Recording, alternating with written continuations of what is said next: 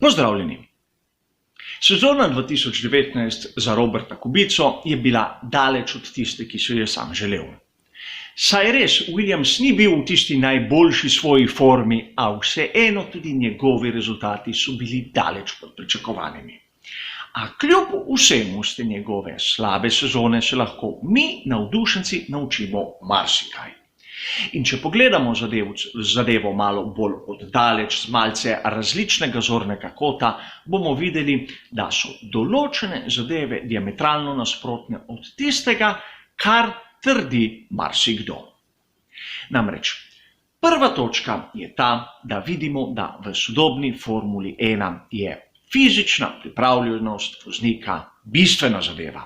Mnogi so trdili in seveda še danes trdijo, kako je bila Formula 1 včasih bistveno bolj fizična, bistveno bolj naporna za voznika. Veste, v tistem času, ko so imeli bolidi tretjo stopalko za sklopko in ročni menjalnik. A tudi danes je, mogoče na malce drugačen način, ampak tudi danes zahteva celotnega človeka in popolnega atleta. Poglejmo samo tisti volan Roberta Kubice iz velike nagrade Italije, ko je imel vsa glavna stikala prestavljena na levo stran volana.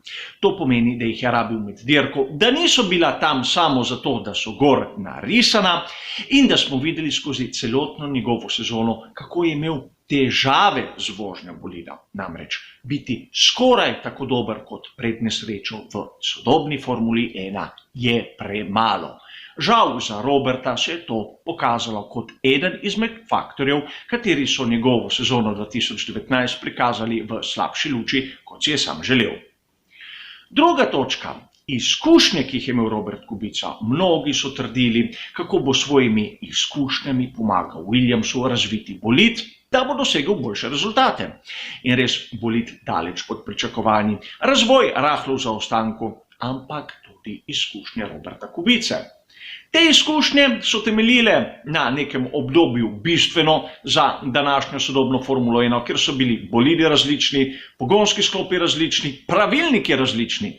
Kaj so lahko te izkušnje doprinesle k razvoju bolida? Bore malo, če se meni osebno vpraša, večji doprinesel George Russell, kateri je imel možnost testirati Mercedesa dvojni V10 z istim pogonskim sklopom, ampak svetovnega prvaka, tako med vozniki in konstruktorji, in prav on je lahko primerjal, kako gre na primer v ovinek Williams in kako gre Mercedes. In s temi izkušnjami res pomagal pri rahlo počasnejšem razvoju pri ekipi Williams. Videli bomo v naslednjem letu, če so se te izkušnje in te nasveti nekako obrestovali, a vseeno. Mislim, da tiste izkušnje Roberta Kubice niso bile tako učinkovite. Tretja točka, na katero ne smemo pozabiti, je moč medijev tudi danes v Formuli 1. Namreč, kako bajko se je spletlo o tej vrnitvi Roberta Kubice v Formulo 1. Kako volja posameznika lahko premaga tisto kruto usodo, ki ga je iztrgala iz sveta Formule 1. Res, slišalo se je fantastično. A že po prvih dirkah smo pričakovali malce preveč od njega. Mislim, da smo si vsi tu enotni. Pač ta pravljica in resnica, ki smo jo videli na progi, niso upadale. In res mnogi boste rekli, kaj bi lahko pričakovali od Williamsa, sam bom dodal vsaj to, da bi svojega moštvenega kolego, novinca v Formuli 1, vsaj na kvalifikacijah redno premagoval. Zgodilo se je namreč nasprotno, George Russell je bil v vseh 21 kvalifikacijah boljši od Roberta Kubice. A pustimo zdaj to. In tudi mediji so iskali za to svojo bajko neke vrste opravičilo. Še danes lahko vidimo na različnih straneh, po različnih forumih, teorijo, kako pri Williamsu ne bi Robertu Kubici dali v resnici slabši material kot Georgeu Russellu in zato ne bi bil tako slab. Mislim, da je krivda za slabše performance Roberta Kubice pravzaprav v njem samem in ne toliko v samem bolidu.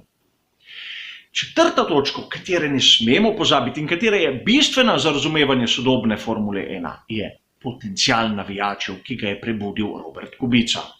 Spomnimo se samo tistega zimskega testiranja v Barceloni.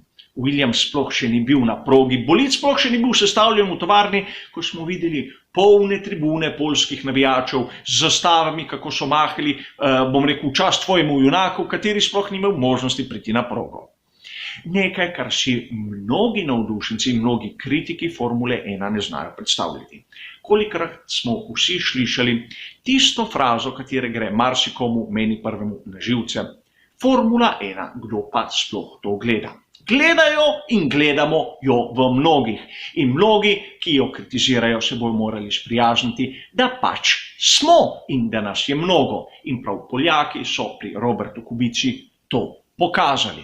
Videli smo podoben primer evforije pri Maxu Verstappenu, ko vidimo tiste tribune v oranžni barvi in po mojem, če ne bi imel takega, potenciala publike, ne bi bilo v sezoni 2020 velike nagrade Nizozemske. Publika je tista največja stvar, ki jo ima Formula 1. Bolj pomembna od pokroviteljev, bolj pomembna od nekih prestižnih lokacij, ki jih vidimo danes v Formuli 1 kot ostanek tiste ere Bernieja Ecclestona. Dokler bo Formula 1 imela publiko, bo tudi vrhunski šport. In vidimo neko prebujanje po zelo dolgem obdobju, kjer je sledljivost Formuli 1 padla.